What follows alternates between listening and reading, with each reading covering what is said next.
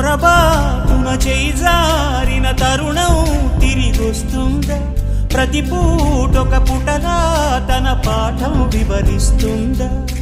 మన కోసమే తనలో తను రగిలే రవి తపనంతా కనుమూసిన తరువాతనే పెను చీకటి చెబుతుందా?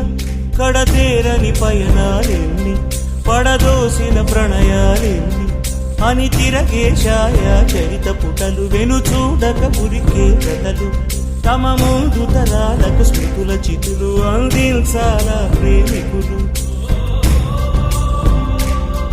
ఇది కాదే విధిరాత, అనుకోదేం ఎదురీత.